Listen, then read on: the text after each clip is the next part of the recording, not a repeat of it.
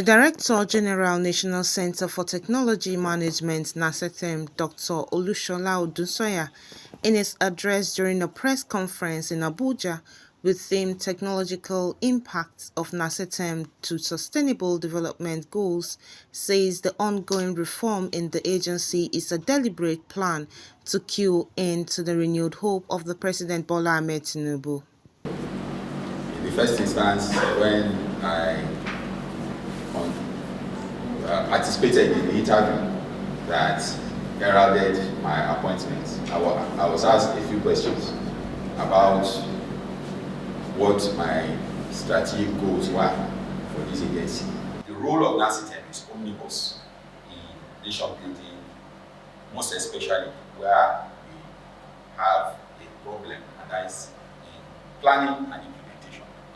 So the role of NACETM is well cast in the national plan and the national development. Of course, you are aware that there are several policies of government. We have policies on education, policies on ICT, policies on data management. We have policies on ICT.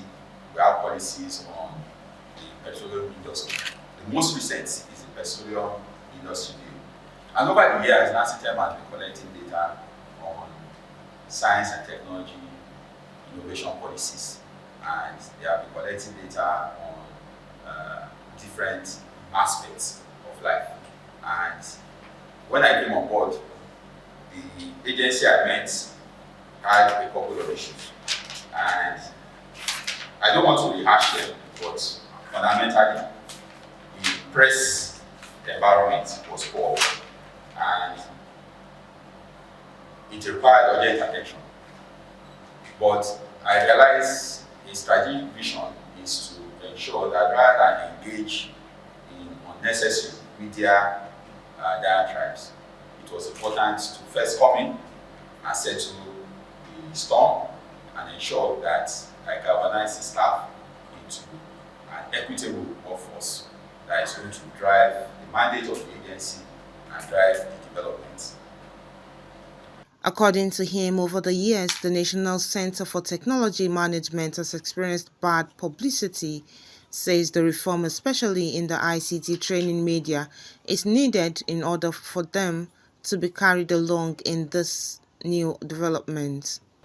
This press conference is to reset and turn the reset button in accordance with the new renewed hope agenda of the current government, to ensure that all those bad press are removed. And that's why we have attempted to call all the different media and call their attention that what they see currently today in the press is not a reflection of NACETM. We had serious threats to the governance of the agency, and we had instances where unions were at loggerheads with one another.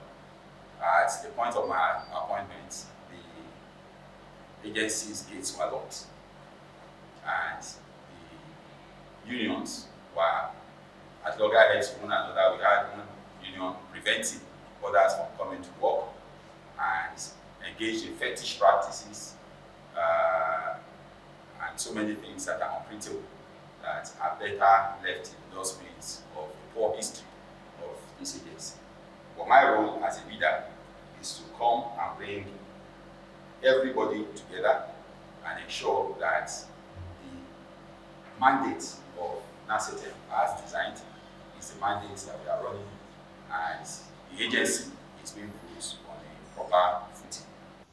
Dr. Odunsanya emphasized need to do more to achieve goals of revamping ICT in Nigeria within the shortest time, as technology is important in global race. He assures his agency would continue to collaborate with the media and all stakeholders to reposition the agency. You will see in the press, but the attempt here is to erase all those bad press and really reset the agency. And that was what I set out to do on assumption of office. one of the first things I did was to try to send a message to all staff that irrespective of the illegal activities that are going on between the unions that are blocking the gates and preventing staff from coming to work, these issues are being documented. And the documentation has been sent to the Federal Ministry of Education, Science and Technology for action to be taken about those things.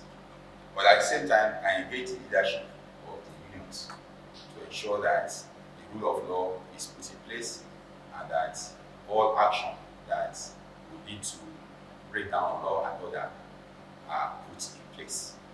And the national unions engage the local unions and ensured that peace was finally restored and the gates were opened, and we got law enforcement agencies to ensure that there was no breakdown of law and order and nobody is intimidated from doing their work. We have had instances where appointments and promotions have been politicized, and I want to assure you all, under my leadership, all those things have come to pass. It on the value and the benefits of the national science and innovation policy, which is heavy on training and certification, as well as vocational training in Nigeria.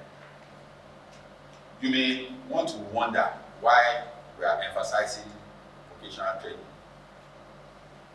The truth of the matter is that in any employment genre, what you find is that vocational training accounts for 70% of any employment genre. If you are going to employ people in mining, 70% of people you employ are vocationally trained. But what do we have in Nigeria today? We have a situation where virtually all, not all, but quite a number of the vocational training institutions want to become universities. The Nigeria Defense Academy is now a university. We have our College of Technology, which was the cradle of vocational training, has now become a university. And yet, what is given in our presence is the fact that in any employment genre, 70% of those who employ are vocationally trained. He said technology innovation is one of the areas the president's administration wants to utilize to create employment for unemployed youths in Nigeria, assures the government's commitment to improving technology innovation. Comfort Olayinka, DCTV News.